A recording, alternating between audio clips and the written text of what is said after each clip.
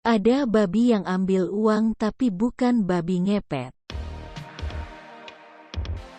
FDA memberi peringatan adanya penipuan dengan skema pig butchering atau menyembelih babi di kripto. Skema pig butchering digambarkan seperti seorang peternak yang menggemukkan babi sebelum akhirnya disembelih atau dipotong.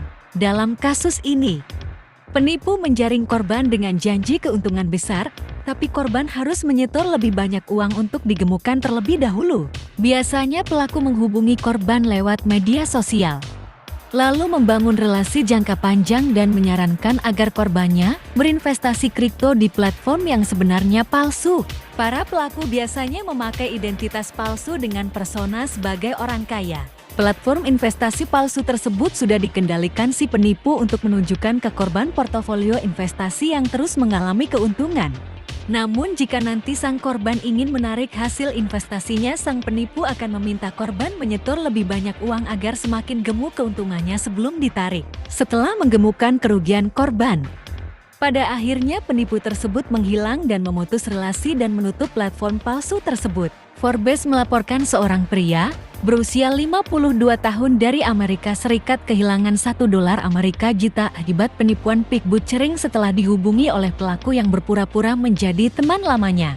Supaya terhindar dari penipuan investasi bodong berkedok kripto, berikut tips mengenali koin tipu-tipu di kripto. Sekarang banyak orang-orang yang sulit membedakan mana aset kripto yang berpotensi scam sama aset kripto yang kayaknya nih aman nih gitu. Ya. Itu kayak gimana tuh cara bedakannya? Nah sebenarnya, ini mungkin penekanan tadi ya, Dior-nya ini ya, do your own research-nya ini.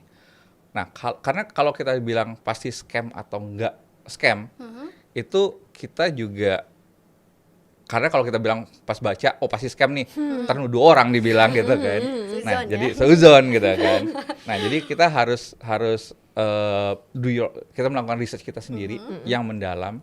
Kita buka nih white paper-nya, light paper-nya. White paper itu kan sebenarnya seperti lebih ke roadmap perusahaan itu seperti apa sih, ya kan? Terus kita juga siapa sih orang-orang di belakangnya, teknologi apa yang mereka gunakan, siapa auditor mereka, gitu. Jangan sampai nih kita masuk seperti yang pernah kejadian di Indonesia, ketika kita buka white paper isinya biografi. Biografi. Yes, itu ada kejadian. Beberapa bahkan, bukan hanya satu. Ada beberapa isinya biografi. Tapi karena memang mereka adalah orang-orang yang dikenal publik, akhirnya mendapat attention, dan tapi ya tidak ada hal yang ditawarkan sebenarnya selain popularitas itu. Nah itu yang kita tidak harapkan, karena akhirnya masyarakat awam tergiur masuk, kemudian mengalami kerugian. Akhirnya yang terdampak adalah industri kripto itu secara keseluruhan. Gitu. Padahal memang konsep koin atau tokennya memang tidak matang pada saat itu. Walaupun mereka masih ada ya sampai saat ini gitu ya. Nah, tapi mungkin ini bisa kita juga lihat bagaimana kita melakukan research-nya itu sendiri. Oke, kita tahu orang-orang di belakangnya. Gitu kan. Nah, yang roadmap-nya jelas. Oke, berikutnya apa? Kita lihat utility-nya apa. Kegunaan dari token atau koin tersebut. Nah, kalau kita ngomongin token atau koin, sebenarnya ada banyak jenis, gitu ya. Ada yang stable coin, ada utility token, gitu kan. Bahkan ada security token, gitu.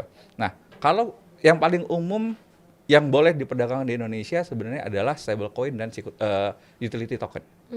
Ketika kita sudah melakukan research ini, sebenarnya itu sudah cukup baik, gitu. Untuk tokennya orang-orang di belakangnya jelas, auditornya jelas, roadmapnya jelas, fungsinya jelas, ya kan? Nah, kemudian kita tinggal masuk nih, apakah kita siap balik lagi mengambil resiko?